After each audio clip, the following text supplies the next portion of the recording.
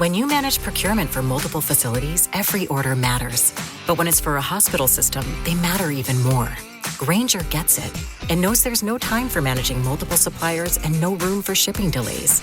That's why Grainger offers millions of products in fast, dependable delivery, so you can keep your facility stocked, safe, and running smoothly. Call 1-800-GRAINGER, click Grainger.com, or just stop by. Grainger, for the ones who get it done. If you work in university maintenance, Grainger considers you an MVP because your playbook ensures your arena is always ready for tip-off. And Grainger is your trusted partner, offering the products you need all in one place, from HVAC and plumbing supplies to lighting and more, and all delivered with plenty of time left on the clock, so your team always gets the win.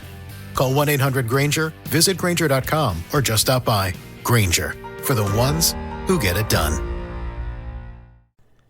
Ladies and gentlemen, thank you for listening, downloading, and subscribing to the latest edition of the 12 Kyle podcast. I'm 12 Kyle. All right, on this podcast, what I want to talk about is an era. I think we all go through certain eras, certain points in their lives. For me, it was the club era. I had my club era, club run, if you will. The time where I would, frequent the clubs. So I got some stories to tell you. First, let me drop the theme music and we'll get the podcast jumping. Let's get it.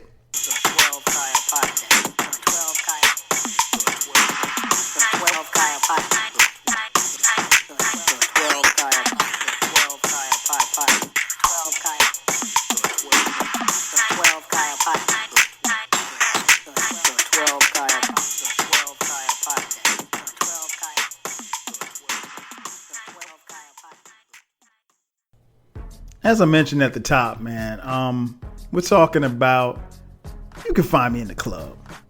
Well, technically you can't, but at one point in time, you actually could. I would hit the clubs pretty frequently, man.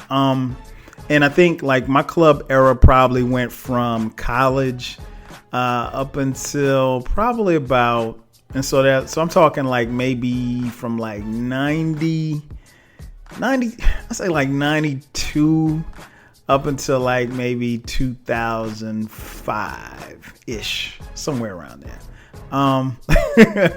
So I had a good run, right? But obviously, when you're in college, people, you expected to go to clubs. But I moved here from college. I went to college at South Carolina State University, and I left Orangeburg, South Carolina, and I moved here to the city of Atlanta in July of 1997. So it's been 20 years since I've been here. And yeah, those first few years was, the club scene was really, it was really crazy. And I think like for me, it was, at first it was just something new. Cause like when I first moved here, me and my boy, we moved together, my boy Jay Fresh, we didn't know anybody. So, and I wasn't married, didn't have any kids. So, you're a bachelor in a new city. You got a pocket full of money. What are you going to do? You're going to party, right? And so yeah, the club. So for me, going to clubs was, it was like a frequent occurrence, if you will.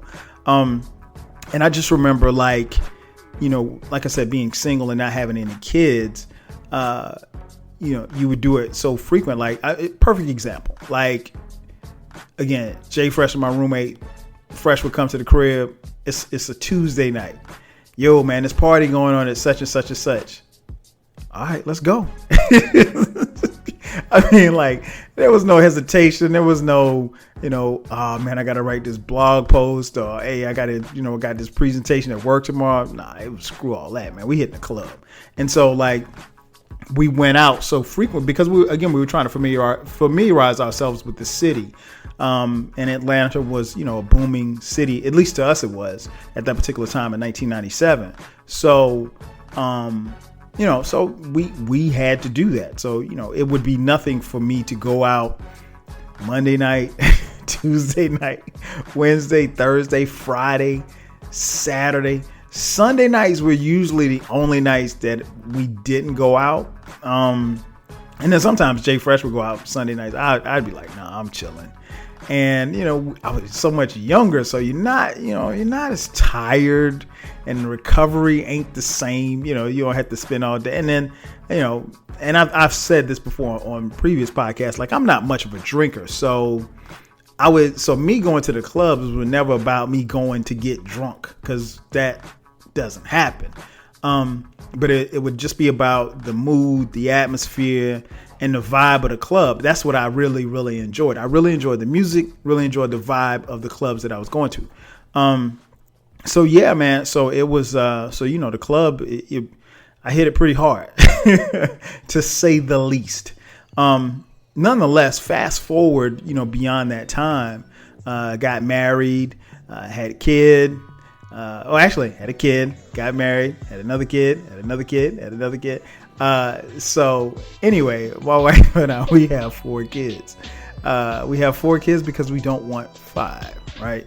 So, but even after I got married, what was interesting was, like, I remember people saying, like, yo, man, you're going to get married, you ain't going back to the clubs. Like, that wasn't supposed to happen. And, quite the contrary. I would go to clubs, with my friends, and sometimes I would go with my wife and, have a ball. And what was interesting was, like, she wasn't a woman, and still isn't a woman, that would trip on something like that, because she knows who I am. Like, I'm not going to the club to try to find somebody. You know what I'm saying?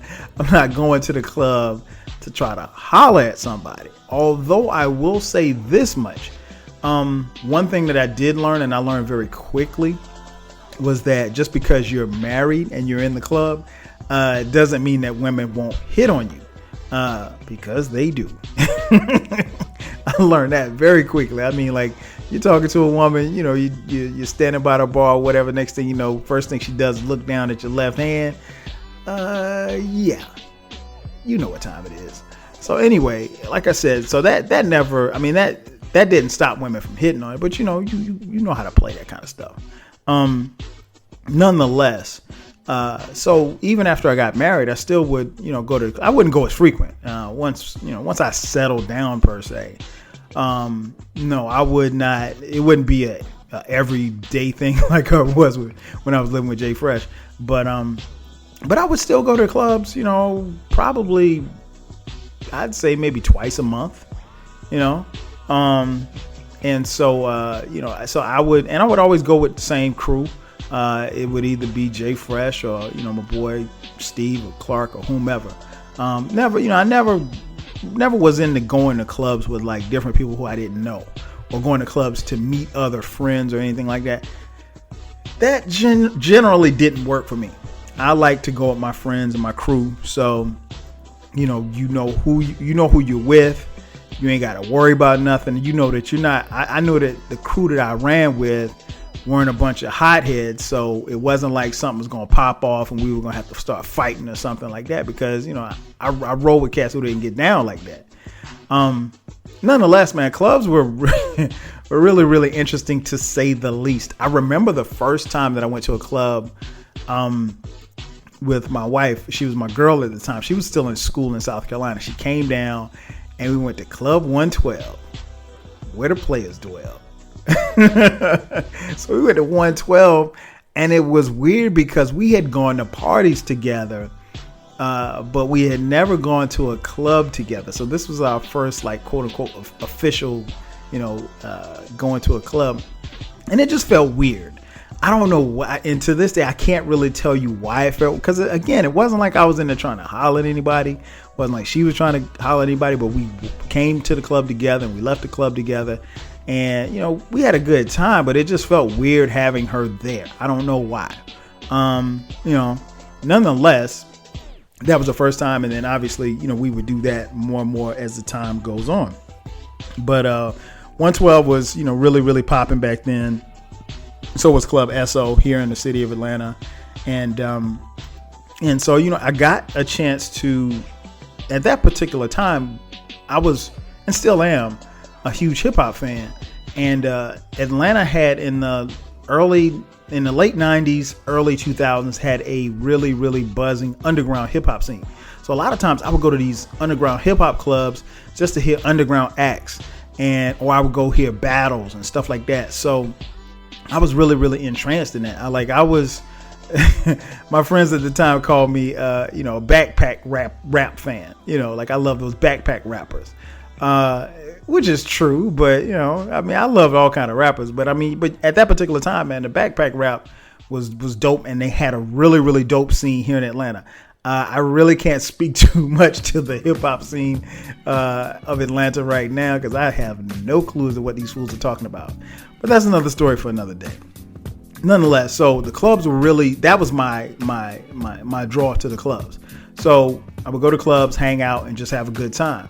But over the years, things kind of changed, and the music changed, and I changed, and just going out and staying out to 2-3 o'clock in the morning just wasn't a move, man. It was just like and then you get older, and stuff isn't as important. And I remember being at a club one night, and I was just like, man, I wish my wife was here. And it wasn't because like I needed her or anything like that, but I thought the experience that I was having, like, it would have been dope for me to have her with me as opposed to her being at home. And I told her about it. And so, like, at that particular time, I was like, you know what, man, that along with, like I said, the recovery time, trying to get up the next morning, and I'm not a person who lay around in the bed or anything like that. So I was like, you know what, man, maybe I might need to kind of chill on the club. So I stopped going. It was a gradual thing. It wasn't something that happened overnight. But over a period of time, man, I just learned some things. I saw a lot of things.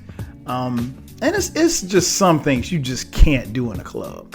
And like, for instance, if you're going to a club, don't try to introduce somebody in the club. Like, that is like one of the hardest things to do, trying to introduce somebody to somebody else in the club. Oh, hey, this is my girlfriend, such and such. It's loud music in the club. So trying to introduce somebody to somebody else in the club while the music's playing, when it's loud, not a good idea. And I think probably this is something that happens more often right now than it did back in the mid 2000s. Taking pictures. Don't take pictures in the club, man. For one, it's dark. Most clubs are dark and, are darkly lit, and they're darkly lit for a reason. So no, you don't take pictures in the club. And I understand why people do it, but you want to post it on Instagram or Facebook or Twitter, whatever the case may be. But yeah, man, that's probably not a good idea. You know what? Another thing that used to happen to me a lot was people would get drunk, and then like you tell them where you work or who you work for or something like that, and they want to talk business. It's kind of hard for me to talk business with you if you're drunk. Yo, man, I'm trying to do this right here. You know what I'm saying? Let me get you. You got a business card, yo? For real. Can't do it, man. You can't talk business when you're drunk. Another thing that I used to see happen all the time in the club, fellas, and I stand guilty as charged as I say this. Don't grab ass in the crowd. You know how like maybe you're walking through the bathroom and it's really, really crowded, and you just, a woman's in front of you, just grab her ass, and then you look the other way like you didn't do it. Because, what's she going to say? It's like 5 other guys surrounding. She doesn't know who did it. She just knows somebody grabbed ass. Don't grab ass. Oh, and another one. Don't grab the woman by the arm. Or ladies, don't grab men. Nobody wants to be yanked on. You can say excuse me or hello or something, but don't grab people by the arm.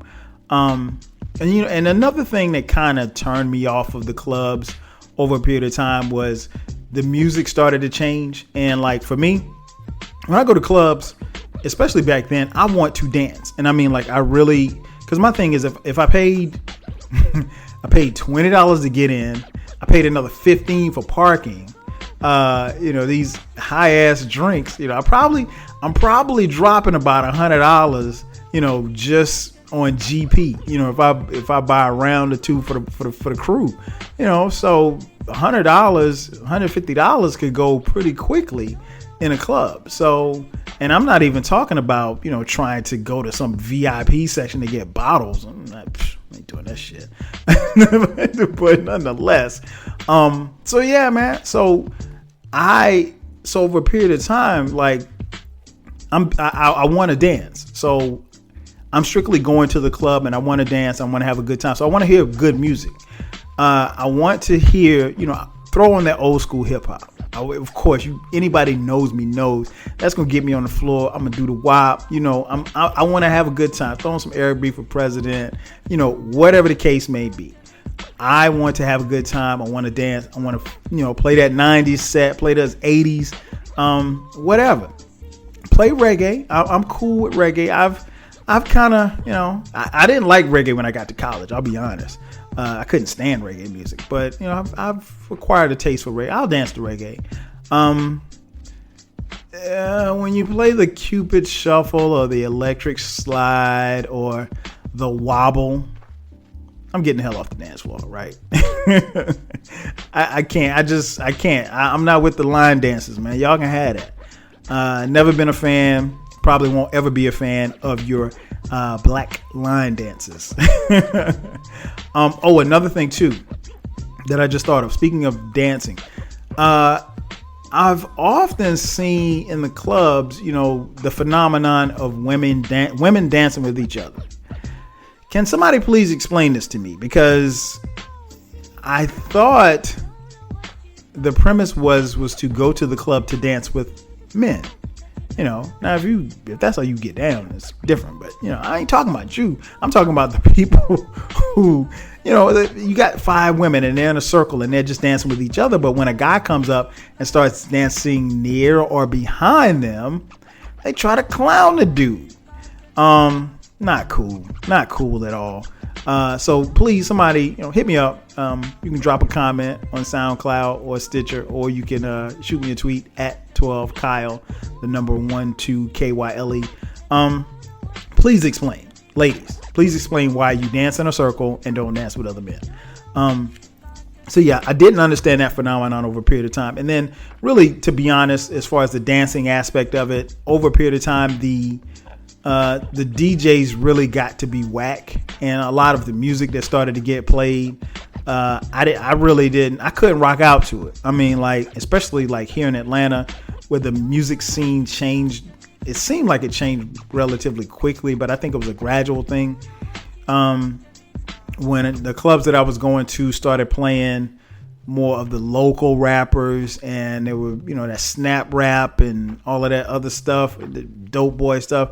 I mean, that stuff is different to listen to, but I don't want to hear Young Jock in the club. I don't want to hear Young Jock B-sides or little scrappy B-sides. I'm good, bro. You can play that. I'm not gonna be in your club listening to that.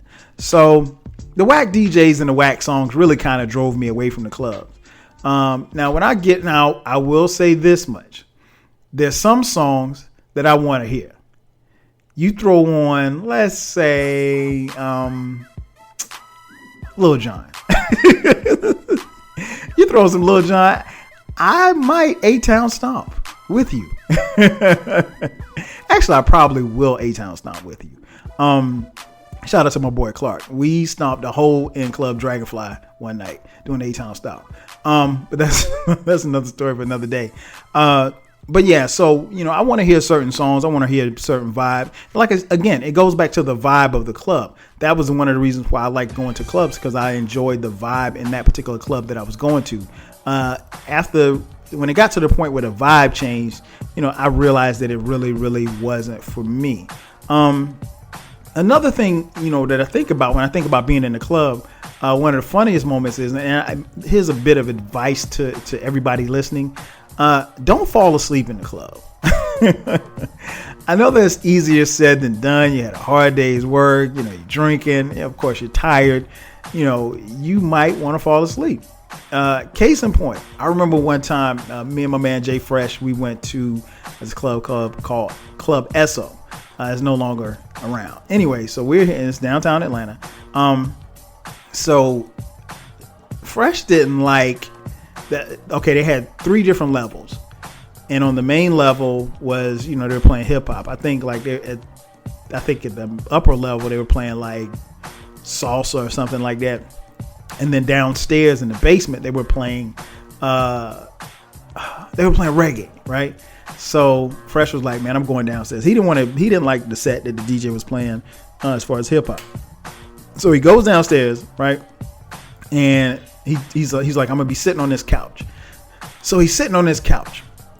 And so I'm like, okay. So I'm dancing or whatever. I'm having a good time. And then I go downstairs and I see him and I'm like, I'll be back. We make eye contact and I'm like, yo, I'll be back. So I go back upstairs, I dance some more. Man, I'm dancing maybe about, 30 minutes. And I come back downstairs and I see Jay Fresh still sitting on the couch, but I can only see the back of his head from where I'm standing. And from where I'm standing, Jay Fresh has 3 women on his left, 3 women on his right. And these were by far 6 of the most beautiful women in the club. So I'm like, yo, Jay Fresh just scored in and he got some dimes sitting around him. So I'm like, okay, he got to be over there spitting game, right? I walk over there. This dude is knocked out. He had no clue. And I was like, yo, is my boy okay? They was like, yeah, he good. We not going to bother him. I was like, no, I ain't worried about y'all bothering him. I said, do you want me to wake him up? And she was like, no, we got him like that. So I'm like, okay, they're going to take care of him.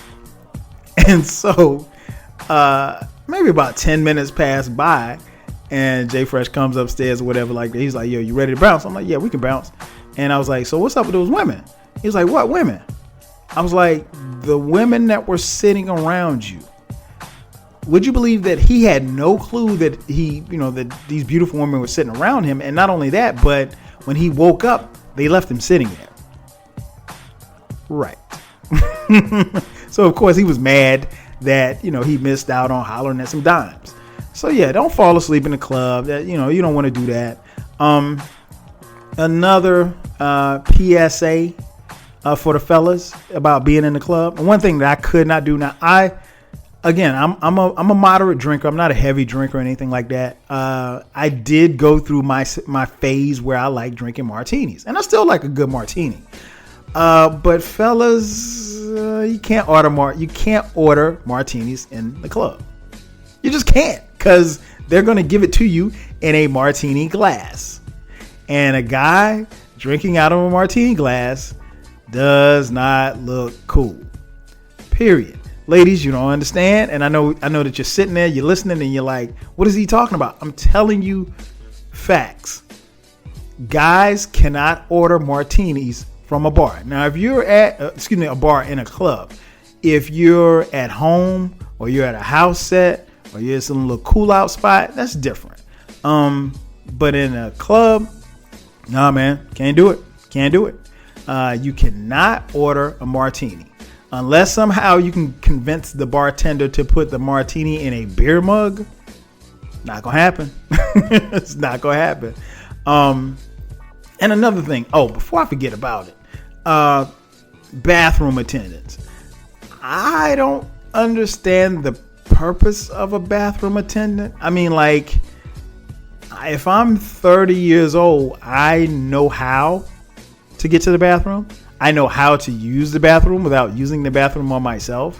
I don't need you standing there, turning the water on for me, handing me a hand towel, handing me soap. Bruh, I can do this myself. So, and I know that they're in there to get money and the whole nine. I've never, ever paid a bathroom attendant a dime. You can call me cheap. You can call me whatever. I don't care. Dude, you're just standing there. I don't need you to help. I don't need you. I don't need your mints. I don't need anything. I don't need a bathroom attendant. Again, I've been going to the bathroom on my own probably since I was 1 year old. So, ever since then, I've been good. So I don't necessarily need your help. Before I get out of here, man, a couple of quick stories, club stories that I remember. First one involved me at a club called Club 559 here in Atlanta. And I think probably I had been there maybe 20 minutes. And I don't think I've ever been somewhere for such a short period of time and feared for my life. When I tell you, this club was the most hood club I have ever been in my life. I went in there, mess around with one of my boys who went to meet another woman. So he went there to meet some other woman, and he was like, yo, just meet me there, blah, blah, blah, blah, blah. And I had heard all of this stuff about 559, and I'm like, okay, it's cool, I can hit it, And I was relatively young, so it wasn't like, I think this was like 99, so I was still a young buck. So nonetheless, get up in the 559, man, and this woman approaches me, and the first thing she said was, she said hello, and she told me what her name was. Her name was Stephanie, and she said, "Shawty, you from around here?" Her? I didn't know what she said because she said it so southwestern. She said it so southwest Atlanta-ish that I didn't understand. So I was like, "Excuse me, Shawty, you from around here? You must not be from around here, Shawty." No, I'm not, sweetheart. I'm from South Carolina. Where you from? I'm from Southwest. Okay. And so she began to talk or whatever like that. And I did not notice it at first, but then I looked into her mouth and she had like 3 gold teeth. Not to mention, a nice pink weave ponytail that, kind of coincided with her hazel blue eyes, even though her complexion was almost as dark as mine. Yeah. So I got this chick hollering at me, and in the meantime, my boy is nowhere to be found in this club. And she's like, "You gonna buy me a drink?" Sure. What you want? She wanted, and I should have known better than to buy her a drink. But she wanted a Heineken. So I was like, okay, I'll give you a Heineken. And I gave her a Heineken. I bought her a Heineken. So we're standing there talking or whatever. And the music's loud and they're playing the most hood Atlanta rap you could ever think. They were playing rappers that I'd never even heard of. And so she goes on to tell me this story about how she had just broken up with a boyfriend and a boyfriend was cheating on her with some girl or something like that. Make a long story short, about 10 minutes into the conversation, she excuses herself from the conversation. She goes over to the other side of the club. Now, I don't see this. I find this out later. But apparently, she saw the girl who had been cheating with her ex-boyfriend. And she proceeds to hit her upside the head with the Heineken bottle that I had just purchased for her. So a fight breaks out. Okay, I'm gone. Because I learned a long time ago when I was in college, anytime a fight breaks out in the club, you gotta leave. Because there's nothing good that's gonna come of that. And so they turn the lights on, and I'm kind of see through the crowd, and she's over there scrapping with this girl. And I'm like, yo, I gotta go. So I get the hell out of there. So yeah, that was my one and only visit to the fight. I never felt comfortable in that spot. And I'm not a scary person, but I do believe that, we all should be aware of our surroundings. I'm pretty sure. Oh, and I forgot to mention that, I'm pretty sure that everybody that was in the club didn't get frisked to get in the club.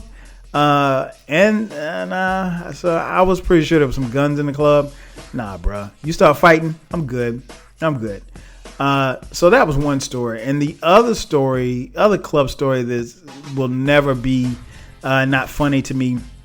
I was working at this company, and I one of my coworkers, he had like this. He'd had a couple of successful months, if you will, as far as his sales go.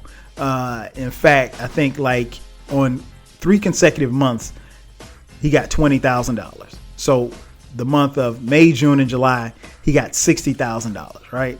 So I think this was in like June or something. No, this might have been July. So he was like, yo, man, we're going to Club Visions. We're going to celebrate, man. We're going to celebrate. And I'm like, okay. He's like, yo, you coming? I was like, and I don't really know this guy like that. I know him. He's cool. He was a Panamanian kid. And, you know, I was like, all right, cool. So me and a bunch of other dudes from work, you know, we go to Club Visions. And Visions was the premier club in the city at that particular time. Shout out to Visions, man. I had a lot of great nights in Visions. So we get to the club and, you know, I get there. I don't see the kid's name was V. I don't see V or anybody else from work. So I was kind of walking around and I saw one of my coworkers. He was like, yo, V and the rest of the fellas are up in VIP. And the VIP section sat above the club. So like you could kind of look down on the people. And the VIP section was almost just as high as the DJ booth. Anyway, so he was like, yo, you know, they're in VIP. You want to come up? And I was like, yeah. I said, what do we have to do to get up there? He was like, just walk over there.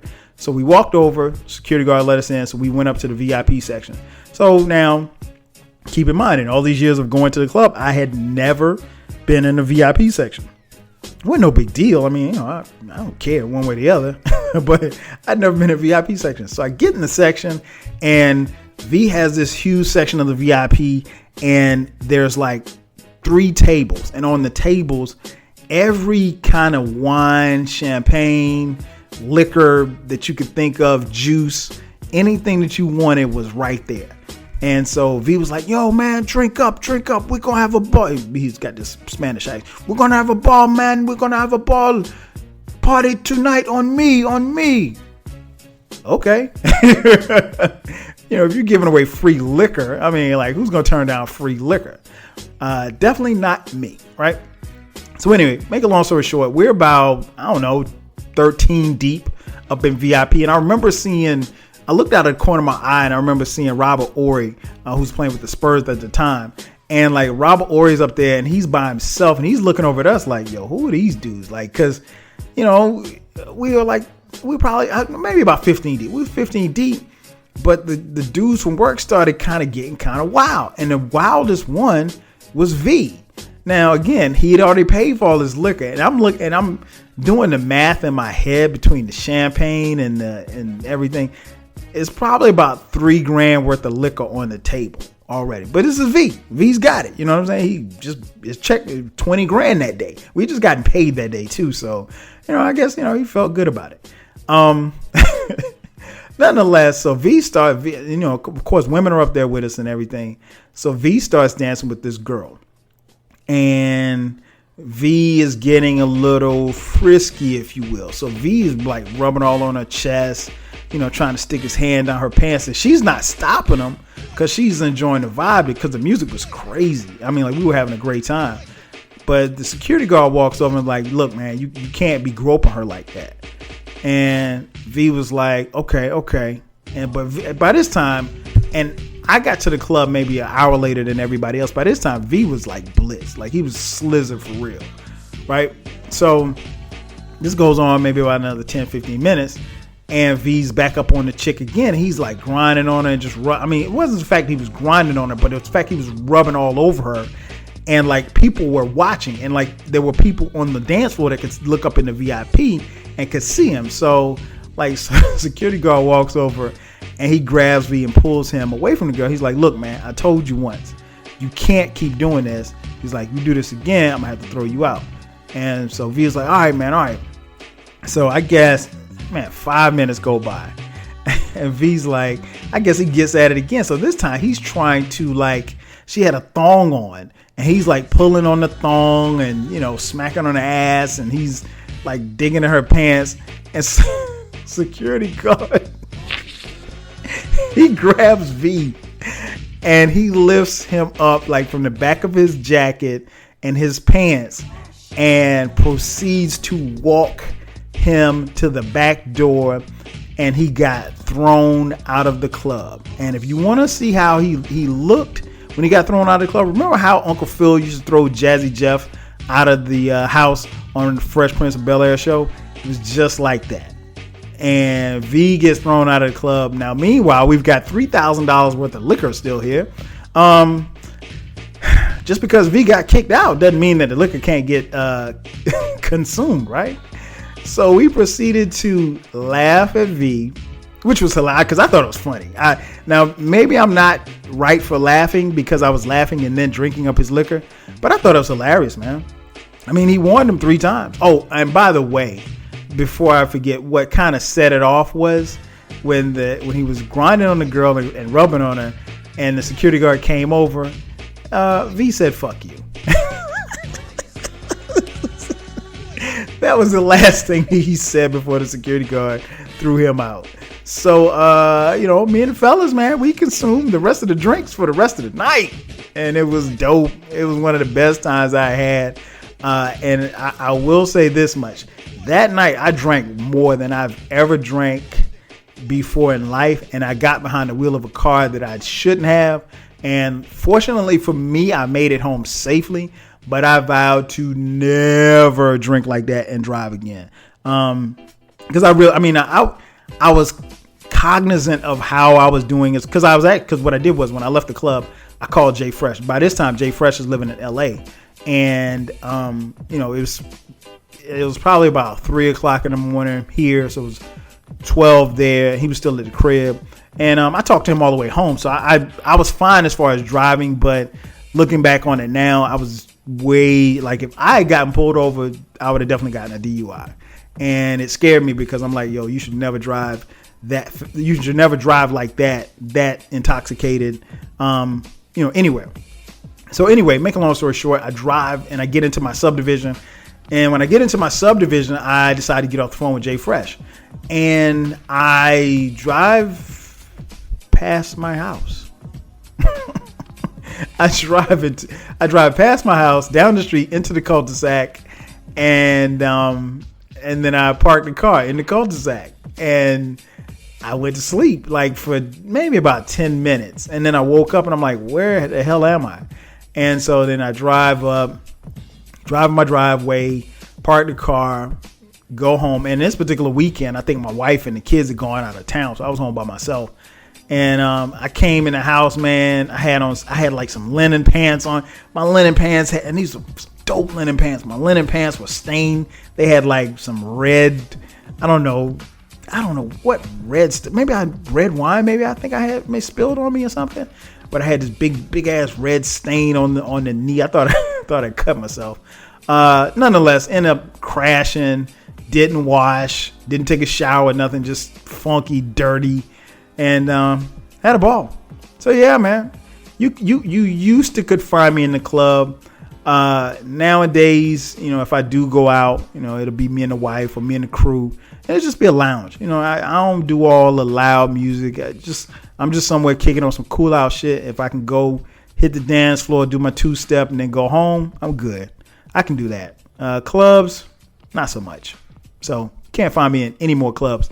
But back in the day, you definitely could find me in the club. Thanks for checking out another edition of the 12 Kyle podcast. I'm your boy 12 Kyle. I'll catch you guys next time. 5 G's. When you manage procurement for multiple facilities, every order matters. But when it's for a hospital system, they matter even more. Grainger gets it and knows there's no time for managing multiple suppliers and no room for shipping delays. That's why Grainger offers millions of products in fast, dependable delivery, so you can keep your facility stocked, safe, and running smoothly. Call 1-800-GRAINGER, click Grainger.com, or just stop by. Grainger, for the ones who get it done. Quick quiz. What injury law firm has been helping people in the District, Maryland, and Virginia for over 35 years? That's right. It's Greenberg and Betterman. Auto accident? Medical malpractice? Get a free consultation by visiting gblawyers.com and feel better.